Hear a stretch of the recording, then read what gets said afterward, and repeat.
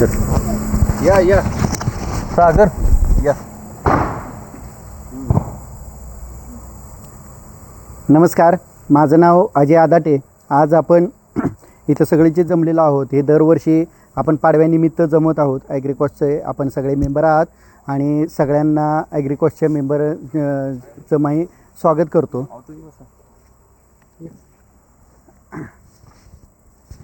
आजचा दिवस हा आपल्यासाठी खूप महत्त्वाचा दिवस आहे. तो म्हणजे महात्मा बळीराजाचा आजचा प्रगट दिन म्हणूया किंवा ह्यावेळेस तो पृथ्वीतलावर पुन्हा एकदा आले असं आपण ते म्हणूया. तर हे असं का म्हटलं जातं, ह्याच्या पाठीमागं खूप मोठं कारण आहे. कारण इडापिडा टळो आणि बळीचं राज्य येवो. म्हणजे आपण पाडव्याच्या दिवशी आपली बायको असेल, आपली आई असेल, आपल्या वडिलांना किंवा आपल्याला स्वतःला ओवाळते आणि म्हणते इडापिडा टळो बळीचं राज्य येवो. किंवा दुसऱ्या दिवशी परत भाऊबीजेच्या दिवशी परत आपली बहीण आपल्याला ओवाळते आणि इडापिडा टळो बळीचं राज्य येवो. म्हणजे तुम्ही जर बघितला तर प्रत्येक महिला ही इडापिडा टळो आणि बळीचं राज्य येवो. म्हणजे बळीला इतक्या पद्धतीनं ते मानत होते. म्हणजे भाऊ असेल, त्यांचा एक कर्ता पुरुष असेल, तर अशा पद्धतीनं का मानत होते? कारण जेव्हा त्यांची संकल्पना होती ही ह्या राज्याची, त्या राज्यामध्ये कुठल्याही महिलेला कधीही कुठलाही त्रास अजिबातच होत नव्हता. तसंच बळीराज्यामध्ये त्यावेळेस सगळे शेतकरी हे सुखी कुटुंबामध्ये राहत होते. सगळेजण आपण सुखी होतो आणि जगात असं कुठलंही राज्य झालं नाही की ते बळी इतकं सुखी असेल. म्हणजे आपण म्हटलं जातं की नुसता पैसा हा गोष्ट नाही, पण त्यावेळेस इतकी माणसं सुखी होती की मी तुमच्या घरी आलो तर मी जेवण करूनच जायचो. इतक्या पद्धतीनं माणसं आपुलकीनं जेवण वाढायचे, सुखी व्हायचे. तर इडापिडा टळो आणि बळीचं राज्य येवो, म्हणजे सगळी माझी पिढा निघून जाऊ दे आणि बळीचं राज्य येऊ दे असं म्हटलं जायचं. तर बळीविषयी जर माहिती सांगायची म्हटली तर बळी हा जो आहे हा भक्त प्रल्हादाचा नातू. हिरण्यकश्यपूच्या पुढे जसं त्याचा वंशज पुढे गेला तसं आज बळीराजा आलेला आहे. आणि हा बळीराजा आहे, आपण जी सगळी लेकरे आहोत हे दैत्याची लेकरे किंवा असुलाची लेकरे आपण म्हटलं जातं. आपण काही देवाची लेकरे वगैरे नाही आहे. आणि ही जे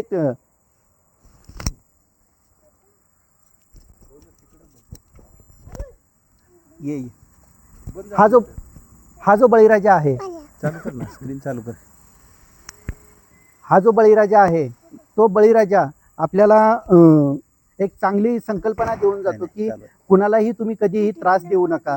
तर आपण इथं बघू शकतो की ह्याच्या हातामध्ये ज्वारीची कणसं सुद्धा आहेत, नांगर सुद्धा आहे. त्याच्या पाठीमागं पूर्ण दष्टपुष्ट असे बैल आहेत. म्हणजे असं सांगितलं जातं की जगामध्ये जेव्हा हा बळीराजा जेव्हा नांगरायला जायचा किंवा त्यांची जेव्हा सैन्य घेऊन त्याच्या बरोबरची माणसं जेव्हा नांगरायला घेऊन जायचा, तेव्हा एका बाजूने ते नांगरत यायचे आणि पुढं जेव्हा ते नांगरत असायचे तेव्हा मागणं कापणी सुरू असायची. म्हणजे एकाच वेळेस नांगर, बैल आणि हातात कणसं अशा पद्धतीनं ते आपल्याला एकाच वेळेस का दिसतंय? कारण त्यांची नांगरणी पण सुरू आहे.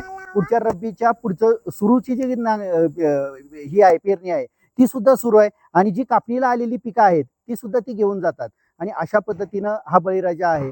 जेव्हा वामनांनी त्यांना पाताळात धाडलं होतं जेव्हा ही जनता धाय मोकलून रडायला लागली आणि धाय मोकलून रडल्यानंतर बळीराजाचा मुलगा परत एकदा पृथ्वी तलावर आला आणि त्यांनी सांगितलं आपला बळीराजा बरोबर 21 दिवसांनी हा येणार आहे. म्हणजे दसऱ्यापासून दिवाळीपर्यंतचा पाडव्याचा काळ जो आहे तो आपल्या 21 दिवसाचा सरासरी काळ असतो. आणि ह्या 21 दिवसामध्ये जनता एक आनंद उत्सवाच्या काळासारखं तो काळ पूर्णपणे चालू करते. आणि जेव्हा हा काळ चालू करते त्यावेळेस बरोबर पाडव्याच्या दिवशी ही जनता स्वतःची कपडे सुंदर घालते, स्वतःच्या घरात गोडधोड बनवते, स्वतःच्या घरात ज्या काही गोष्टी नसतील त्या गोष्टी घ्यायचा प्रयत्न करते. सोनं नाणं असेल, म्हणजे पाडव्याचा सगळ्यात चांगला मुहूर्त असा सांगितला जातो. म्हणजे आपण म्हटलं जातं की एखादा राजा असेल आणि तो राजा जेव्हा एखाद्याला प्रजेचं रक्षण करत असतो तो राजा सगळ्यात चांगला असं आपण म्हणतो. तर ह्या राजाचं त्या प्रजेपेक्षा सुद्धा, मुलापेक्षा सुद्धा चांगलं प्रजेवर प्रेम होतं. त्यामुळं प्रजेला असं वाटायचं की माझा तर राजा आता निघून गेलेला आहे ह्या जगातनं आणि तो राजा बरोबर पाडव्याच्या दिवशी मला भेटायला येणार आहे.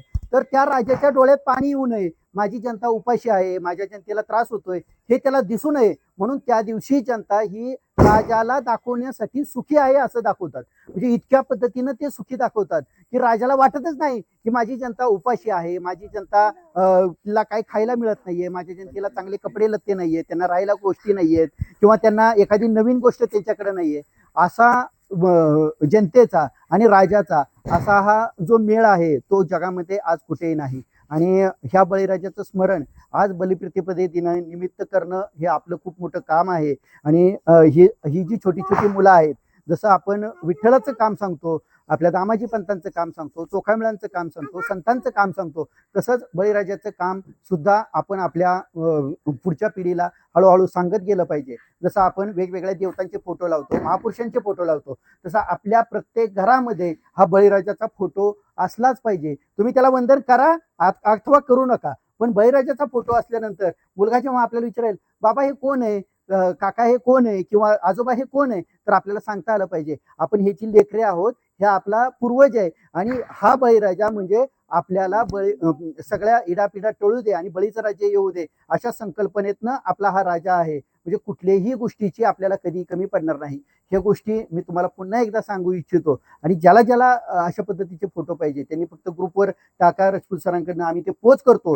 पण प्रत्येकाने ह्या गोष्टी केल्या पाहिजेत, झाल्या पाहिजेत. आणि अजून वेगवेगळ्या गोष्टी ज्या बळीच्या आहेत त्या आपण ग्रुपवर किंवा पुढच्या वेळेस आपण एक छोटंसं पुस्तक सुद्धा आपण या पद्धतीनं देऊया, किंवा एखादं पॅम्पलेट सुद्धा देऊया की जे आपल्याला ते पॅम्पलेट वाचून प्रत्येकाला ते सांगता येईल. एवढे बोलून मी माझे 2 शब्द संपवतो. तुम्ही सर्वांनी मला बोलायची संधी दिली त्याबद्दल सर्वांचे खूप खूप धन्यवाद. अजून कोण बोलणार असेल तर बोलून घ्या. त्यांच्याकडे द्या. पाटील त्यांच्याकडे. पहिल्यांदा आपण पूजन करून घेऊया आणि मग आपण पुढचा कार्यक्रम करू.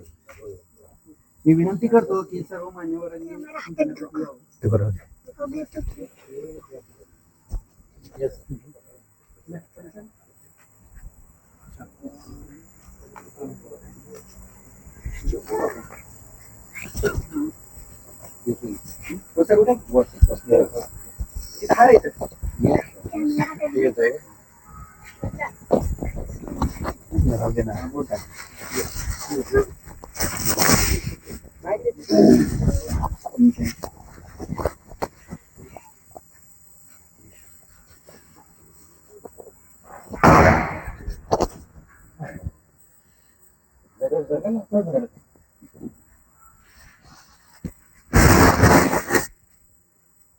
डायरेक्ट मागे टाका.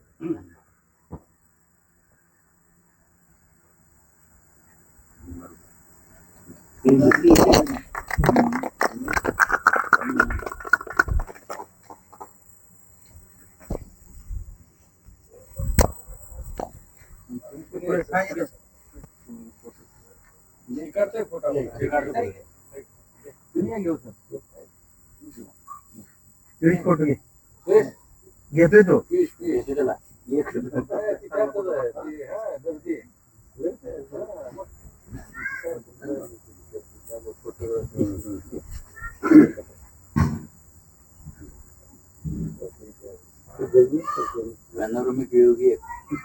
जास्त पाठीमागे जाऊ नको.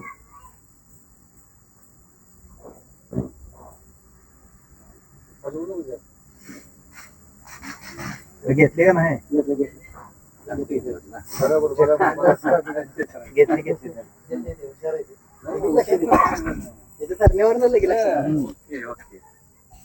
बोला तुम्ही. हा सर इथंच आहे, आलोच सर.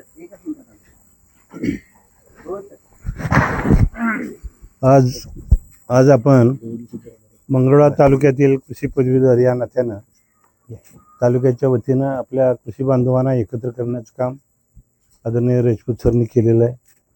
आपण सर्वांनी मिळून अनेक दिवसापासून, अनेक 3-4 वर्षापासून चालू असलेल्या ज्या परंपरा आहेत त्या कायम ठेवण्याच्या दृष्टिकोनातून बळीराजाचं औचित्य, बळीराजाचं महत्त्व, बळीराजाची जी सांगता आहे किंवा बळीराजाचं जे कर्तव्य आहे ते कशा पद्धतीने जगासाठी आणि आपल्या शेतकरी बांधवासाठी उपयोगाचं आहे हे खूप महत्त्वाचं आहे.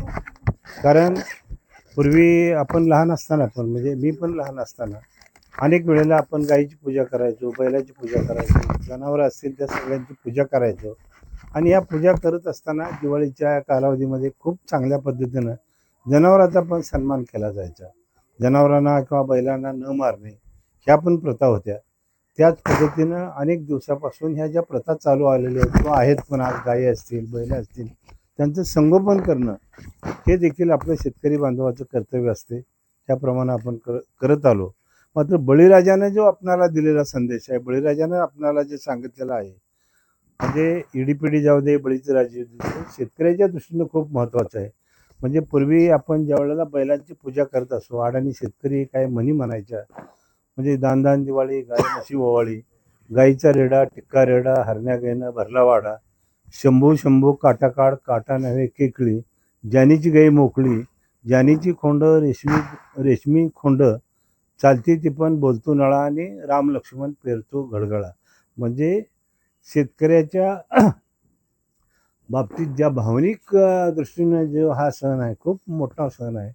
हा आपल्या सर्वांच्या दृष्टिकोनातून आनंदाचा क्षण आहे.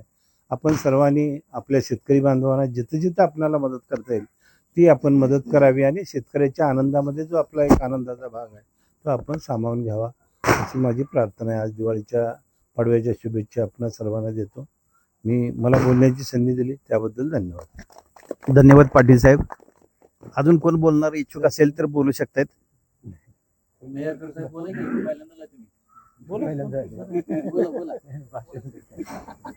नाही, जे बोलायचं असेल ते बोलून घ्या ना. काय असं वाटतंय आपल्याला बाबा 4 शब्द बोलायचे असतील तर बोला.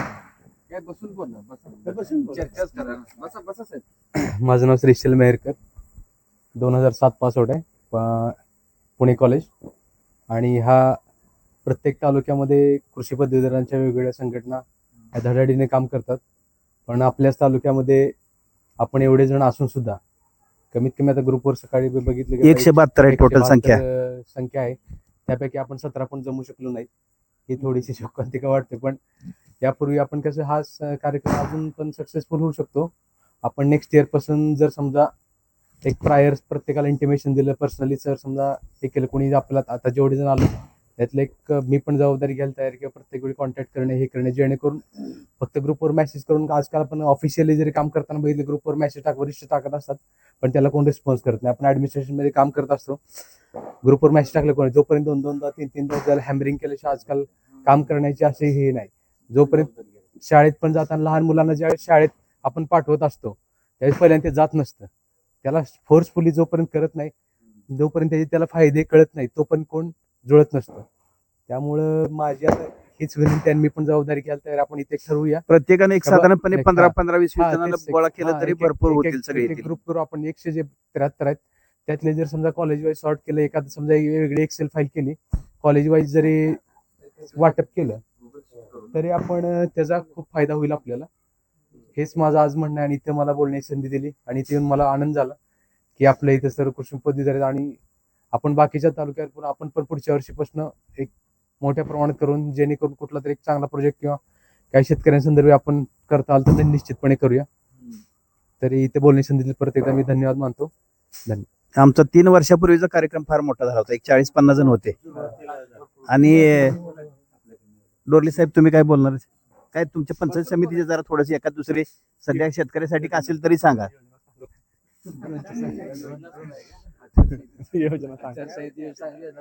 हा नमस्कार. नमस्कार, मी मधुकिरण अरुण डोरले. सध्या मी विस्तार अधिकारी कृषी म्हणून पंचायत समिती मंगळवेढा येथेच आहे. एक भाग्याची गोष्ट आहे की बाबा मी मंगळवेढ्याचं असून मंगळवेढ्याच नोकरी करायची संधी मला मिळाली. यापूर्वी मी पंढरपूर आणि करमाळा येथे काम केलं. साधारणतः 14 वर्षे 15 वर्ष झाली सेवा करतो आहे. माझं कॉलेज कोल्हापूरचं आहे, 2003 ते 2007. मग इथं साधारणतः श्रीशल्य वगैरे आम्ही दीपक हे आम्ही इयरमेट. आणि आनंद वाटतो की बाबा राजपूत सरांमुळे आज इथं आम्हाला एकत्र येता आलं. तेवढे 4 गोष्टी 4 क्षण एकत्रित घालवता आलं तर जीवन आपलं फार छोटं आहे आणि ह्या छोट्या जीवनमध्ये आपण काही क्षण एकत्र घालवणं आनंद मिळवणं ही आता काळाची गरजच बनली असं म्हणलं तरी चालेल. तर प्रत्येकजण आपण व्यापात असतोय, आपल्याला एक आपण त्या फ्लोमध्ये असतोय. पण आज राजपूत सरांमुळे आपल्याला इथं एकत्र आता 3रं वर्ष आपण एकत्र येतोय. मागच्या वर्षी मला येता आलं नाही, पहिल्या वर्षी मला येता आलं. तर राजपूत सरांचं खरंच आभार आहे. कारण कुणीतरी ज्येष्ठ लोकांनी असे किंवा ज्युनियर असो कोणी असो कोणीतरी एकत्र येण्यासाठी कोणीतरी संधी निर्माण करणं गरजेचं आहे. आणि आज इथं आले बरं वाटलं, आनंद वाटला की असंच आपण दरवर्षी येत राहू. भले आपण प्रगती करू न करू किंवा आपलं विजन मोठं होऊ न हो, किमान आपण एकत्र येणं, 4 गोष्टी गप्पा मारणं, चर्चा करणं. आपण एक ॲग्रिकॉस आहोत, आणि ॲग्री कॉस्टची एक नाळ एक भक्कम असते. कारण आपण सर्वजण शेतकऱ्याची मुलं आहोत आणि शेतकऱ्याची जाण, शेतकऱ्याची काय हालापेष्ट आहे, आपण त्यातून वर आलेलो आहोत आणि आपल्याला माहित आहे कसं या स्ट्रगलमध्ये कसं राहायचं आहे, काय राहायचं आहे. आता रजपूत सरांनी सांगितले बाबा तुम्ही मंगळवाडीच्या काय जिल्हा परिषद योजना वगैरे सांगा. तर मी पंचायत समितीला आहे, आमच्या शेतकऱ्यासंदर्भात बऱ्याच योजना आम्ही राबवतो. एक भाग्याचा विषय आहे की बाबा आपल्याला काही शेतकऱ्यांना देता येतंय किंवा काही नॉलेज देता येतंय, सांगता येतंय. आणि मी स्वतः सुद्धा एक चांगला शेतकरी आहे. तर माझी सुद्धा शेती आहे. मी डाळिंब पीक केलंय, केळी पीक केलंय, ऊस पीक केलंय, आता ज्वारी केली, गहू केले, मका केले, तूर केले. बऱ्याच पिकाचा मला बी आता बऱ्यापैकी एक सराउंडिंग नॉलेज आले. जे काही पूर्वी मी ॲग्री करताना काय मला कळत नव्हतं, पण त्यापेक्षा 100% आता कळायला लागलंय की बाबा आणि असं लक्षात येतंय बाबा सोपं आहे, काय असं फार अवघड नाही. मग ते काही थोड्याफार गोष्टी आहेत की बाबा ते शेतकऱ्याला माहीत नसतात, ते आपल्याला माहीत झालेले असतात, अनुभवातून आलेले आहेत, शिक्षणाचे आले आहेत. मग हे सगळं बघता मी बऱ्याच शेतकऱ्यांना असं माझ्या पद्धतीने सांगायचा प्रयत्न मी करत असतो. वेळोवेळी कुठं चुकतं, जीवाणू खतं काय, कंपोस्ट खतं काय, खताचा कालावधी किती आहे, खतांना बाबा कुठल्या पिकाला कुठलं खत चांगलं आहे किंवा कशी मशागत केली पाहिजे, बाबा सेंद्रिय कर्म कसा वाढवला पाहिजे, जीवामृत कसं वापरलं पाहिजे. त्या अनुषंगाने जिल्हा परिषदेच्या बऱ्याच स्कीमा पण आहेत किंवा स्लरी फिल्टर आहे किंवा ट्रॅक्टरचे अवजार आहेत, परत आपले कडबा कुट्टे आहे, मिल्किंग मशीन आहे, त्या ताडपत्रीपासून बरीच शेती उपयोगी अवजारे आम्ही जिल्हा परिषदेच्या माध्यमातून झडपीच्या माध्यमातून शेतकऱ्यापर्यंत सबसिडी वजा दिले जातात. परत SC किंवा ST एक चांगली सरकारी योजना आहे आपली डॉक्टर बाबासाहेब आंबेडकर कृषी स्वावलंबन योजना. या योजनेअंतर्गत ते आपल्याला साधारण 4 लाख रुपयेपर्यंत शेतकऱ्यांना विहीर, त्याला मोटर आणि पूर्ण विहिरीचा आणि ठिबक सहित असा त्याला लाभ देता येतो आपल्याला. तर राष्ट्रीय बायोगॅस विकास कार्यक्रमाअंतर्गत पण प्रत्येक शेतकऱ्याला 22 ते 24 हजार रुपयेपर्यंत अनुदानावर आपल्याला आपण बायोगॅसचा सेट किंवा बायोगॅसचा प्लॅन्ट दिला जातो. तर अशा शेतकऱ्याच्या उपयोगी बऱ्याच योजना आहेत. काही योजना बंद झाल्यात, काही योजना चालू आहेत. आता माझ्यापेक्षा सुद्धा तालुका कृषी कार्यालयाकडे मोठ्या प्रमाणात शेतकऱ्यांच्या योजना आहेत. ते फक्त तुम्हाला सांगतीलच. फक्त आपला आजचा उद्देश होता की बाबा काही आनंदाचे क्षण आपण एकत्रित घालवणे आणि आपल्याला जीवन आनंदायी कसं जाईल ह्याच्याबद्दल आपल्याला काही ज्येष्ठ लोकांचं मार्गदर्शन मिळालं. मग आदर्श साहेबांनी सुद्धा आपल्याला चांगलं महत्त्व सांगितलं. तर ह्या माध्यमातून मी राजपूत सरांचा खरंच आभार व्यक्त करतो. ह्याने असंच हे परंपरा ठेवावी चालू आणि आम्हाला इथं येण्याचा लाभ मिळावा ही विनंती. पुढच्या वर्षी या दिवशी यायचं आहे, सगळ्यांनी लक्षात ठेवा आणि संख्या उपस्थिती वाढवा. आज 11 जण आहोत, हे सुद्धा भरपूर आहे. पुढच्या वेळेस 111 करू. कमीत कमी. खरं. ही सगळ्यांची जबाबदारी, सगळ्यांचीच जबाबदारी. ठीक आहे. धन्यवाद मंडळी, तुम्ही आलात आणि वेळ दिलात.